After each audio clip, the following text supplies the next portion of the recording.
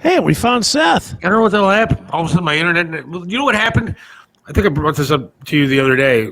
Cox came to fix my problems I was having with my TV. Yeah. And so they put two wireless boxes into my house Yeah. instead of the wired cable boxes. Okay. And now my Wi-Fi goes out like all the time. Oh, that's great. So they fixed one problem. TV is fine, but now the Wi-Fi goes out. You need to just get yourself I need to cancel the cable altogether. All right. Before we go to Tony here in a couple minutes, you know what I bought that everybody now has to go buy? It's a little bit expensive, but I needed to have one. I've wanted one since they came out. I got MetaQuest 2, not 3 yet. I got MetaQuest 2. It's those Oculus VR glasses. Okay. You have to get these. Why? What's so special about it? Have you ever had VR stuff? My brother writes VR stuff, so I've seen it, but I don't own any. This is the most amazing experience of my entire life. Like, just for instance. Okay. You can I downloaded Netflix onto my headset. So I downloaded Netflix. Okay. When you click on Netflix, and now you put the headsets on and you're looking at it. All around you, you don't see the room anymore. Now you see another room. Off to your left is a window where it shows like a mountain, like the Swiss Alps. Okay. you're sitting on a couch now, and there's popcorn in front of you, and there's a giant screen that looks like a movie screen. Okay. Like, it's bigger than any TV that you have in your house. It looks like you're sitting in front of a movie screen, and you can choose Netflix, watch whatever movie you want to watch while you're on it. And it has the sound that comes in through the sides and everything. It is the most realistic thing you've ever seen. It's fucking amazing. No. Should I play the video? You want to see? Do they have a video? Yeah, play. There's a video here. Let's see what this is about.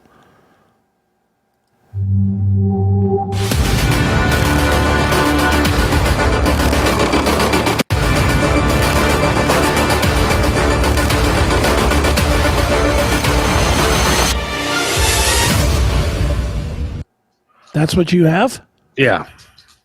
But that doesn't do it justice. I mean, everything around it, it's all 360. I downloaded like a roller coaster game, right? Okay. I had to take my headset off at one point because it was too intense. It felt like I was actually on a roller coaster, and I almost fell out of my wheelchair because I was sitting in the wheelchair doing it. And right. Then there's another thing, they show you they have a tutorial on it. Okay. Where everything's all around you, and again, it's all 360. Everything, you look behind you, there's stuff everywhere. And then they have a table, and you can use your hands to pick up a cartridge, put it into this thing in front of you, and then you can start shooting a gun. Wow. It is the most realistic, coolest thing I've ever seen in my entire life. Nice.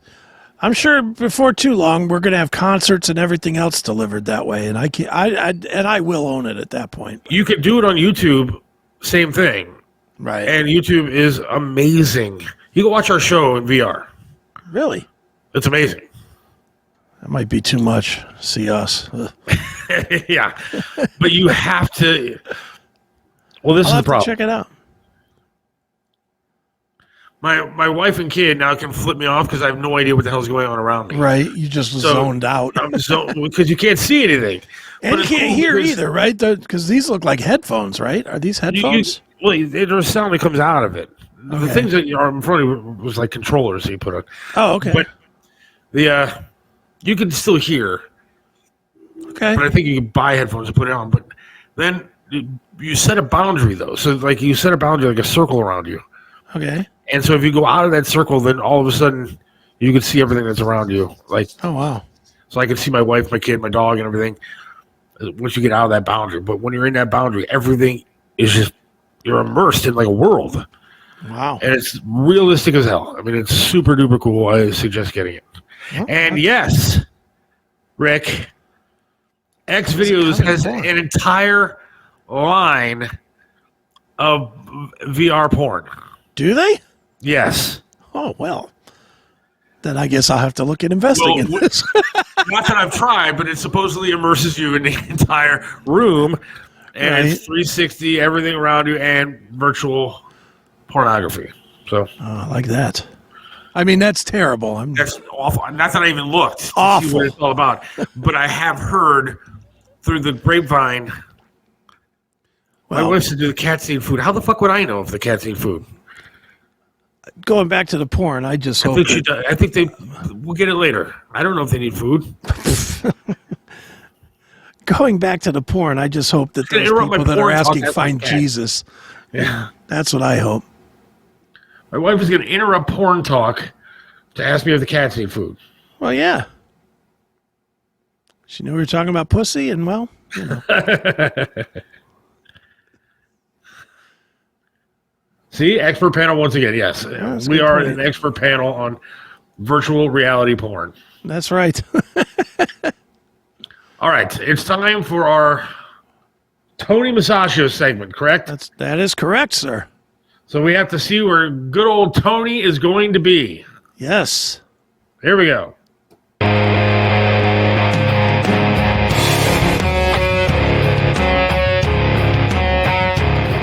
Tony Musachio here at Flower Restaurant on 91 and Chagrin Boulevard in Moreland Hills, one of the most greatest fine dining restaurants in Northeastern Ohio. They've been here about 10 years. Come on in, guys. Let me show you the place. This is one of the most wonderful restaurants that I've ever been to when it comes to Italian. Besides Italy, we have seated for about 300 people, and fine dining from 12 o'clock until 2:30 on Monday through Friday. Open back up at 2:30 until 9 o'clock every weekday, including Saturday. They are closed on Sundays. So guys, come on in. I'm going to show you the restaurant. As you can see, it's standing in.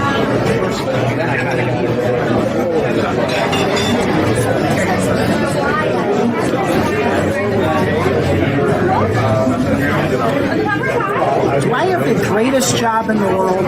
Look at this. I've got tagliatelle bolognese. I have a Caesar salad, bronzini fish, which is a Mediterranean fish. It is a light white fish. I also have, look at the size of these carrots. Seth, you've never eaten a carrot. I'm bringing one back to you to the studio. And I also have the big ass meatball, which is their homemade beef meatball with their homemade sauce. And of course, it's an Italian restaurant, so you get your bread, and you get your oil, and you get your cheese that goes on everything. So you got to check this place out.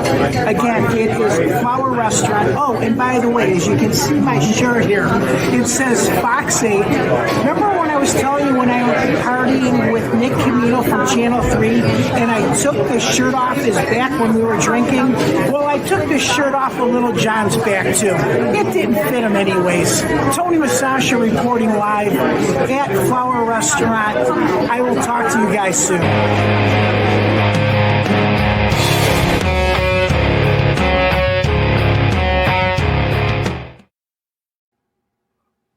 Hey, let's bring in the man of the hour, Tony Musachio. How are you?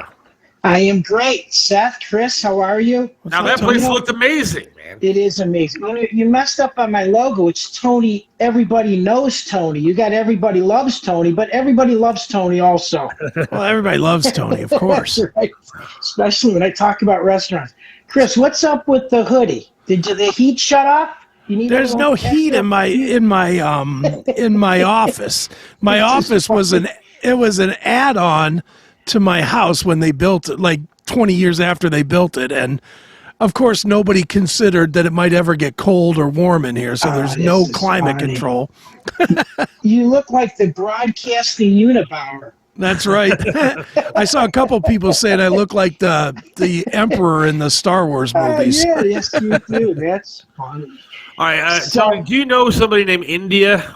I do, yes. She's one of my listeners, my radio listeners. So Tony is my white brother from another mother. Oh, that's so funny. She is a great listener on my 1490 WERA Flashpoint. You can tune in every Saturday morning. I have listeners that, every color, every creed, every religion on that show. So I am, I'm the only white Italian Catholic Jew on an all-black owned radio station. I've got it covered. And I've got a large audience, which is kind of cool. So That's cool. Actually, the reason why I have a large audience is because of Ed Flash Parents. I mean, here's a guy, and again, we're like minuscule of being in the broadcasting industry, from a guy who was on it for 50 years. You can't even fathom that. Yeah, it's crazy. And speaking about it, it's like Big Chuck and Little John. As a matter of fact, Little John's birthday is this Friday, the 19th. So make sure you send a text to him, Seth. Oh, really? I believe he's going to be 78 years old. Wow. And he looks not a day over 30, man. That guy doesn't age. He doesn't age. And and when I go out to eat and drink with him, he can still drink a bottle of Kettle One every evening that we go out and drink. It's unbelievable. I love that guy. One of my favorite memories is having dinner with you, Triv, and Little John and his wife were there. Yes. And we ate downtown at Colin Hubbard. Yeah. That was a great time. It really was. The bill was $600. Isn't that insane? I remember getting mushroom soup there, and it actually tasted like the mushrooms came out of the ground, not the mushroom soup you get out of like Campbell's. It was good. So, the best part about that night, Tone, was I went outside to smoke with Triv, right? Mm-hmm. And this homeless guy comes up and asks Triv for a cigarette. Oh, that's. And then he goes, Triv, I have to tell you, I listen to you every day. Like you're pushing a shopping cart and you're homeless. How do you listen to Triv every day? But sure as shit, he had a radio in his shopping cart and he listened to Triv on every day. And I wanted to thank him, but he didn't count the ratings. That's a great example to show you that you don't know who's listening to us, right? Who's watching us. And, and I told that story where people obviously have a very distinctive voice and they recognize my voice wherever I'm at. Yep. And and that's kind of cool because your audience gets larger and larger because they turn somebody onto somebody, and that's how it builds. Just no different than the Trevisano show. So yeah. So how is Flower? Flower is an unbelievable restaurant. So besides Little Italy, Mia Bella, Trattoria's, Gorino's, this restaurant actually Paul Manillo owned Washington Place, and he owned Baricelli Inn, one of the first restaurants on Cornell and Murray Hill Road, and I am talking like in the late 70s. So he opens up this restaurant with Matt Mateo, who's another great chef, and this was about 10 years ago, and this was a hit. And they know it was going to be a hit because that area is very wealthy. You're looking at Pepper Pike, Beechwood, University Heights, again, Moreland Hill. It's the most wealthiest area in Cleveland. So that meal that I had in front of you that I just showed you was about $206. Huh. That's really not that bad. That's not bad. No, again, the fish was $40. The bronzino was $40 alone. Yeah. So, and they're one of my window cleaning customers. So obviously they're friends of mine, and they've been a great customer for all those years. I gotta try that. That one dish, I can't remember what it was. It looked like the pasta they had in front of you. Tagliatelle bolognese. That looked easy. It's my go-to dinner there. Sure. It's wonderful. What's all in that? So it is pasta, ground beef, and then there's cheese and a little bit of cream, and it's their homemade sauce, which is what makes it. Wow. So as an Italian, I make my own sauce, and it's like any other ethnic restaurant. You're always critical when you walk into a place because you never know what the sauce is going to be. Whether it be paprikash or any ethnic restaurant, whether it be Indian or Chinese, and they'll tell you every ethnicity will tell you that. Sure. So, Tony, what is it about this area that I mean, we have, as you point out every week, we have so many excellent restaurants in the area, but being honest, that wouldn't matter at all unless the people were going to them. What is it about this area that people are so willing to continually go out and support restaurants and try different restaurants and try different foods? There's a couple answers there, Chris. First of all, it's the experience, it's the service, it's the cost, and now the means of going out to eat today are our entertainment. You're again, you're watching Netflix at home. Unless a brand new movie comes out or you go into the movie theater, and look what's happening. I mean, it's a cold night here in Cleveland in the winter. or in the spring or in the fall, you're actually sitting on a patio. Any given restaurant throughout the suburbs or downtown or wherever. And what's happening now is again, this is our way of going out, meeting people, and spending our extra income, our disposable income, is going out to eat. And I got to tell you, so last night, this is a great question because I was at Flower, and again, it's a very expensive Italian restaurant. Again, it's not really that expensive. I mean, it's more expensive than your little pizza shop that you're going to in a suburb that you frequent. Sure. But on a Tuesday evening, again, it was cold last night. They were still so busy. They have a half off on wine every Tuesday night. So you're getting $40 bottles of wine, $50 bottles of wine, which half the cost. And a lot of those people are, guess what? I always say that they don't have a kitchen. They just go out to eat every night. All right, Tom. Which is good. Now, there's going to be a bill that voters are going to vote on here in Ohio. And it is to get rid of the tipping service industry. Ugh. And so what they want to do is get rid of, tips for waiters and waitresses and all that kind of stuff. They're going to include a gratuity of some sort into your bill, and then they're going to have to pay the waiters and waitresses and stuff higher salaries. Now that, I think, is going to destroy a lot of restaurants.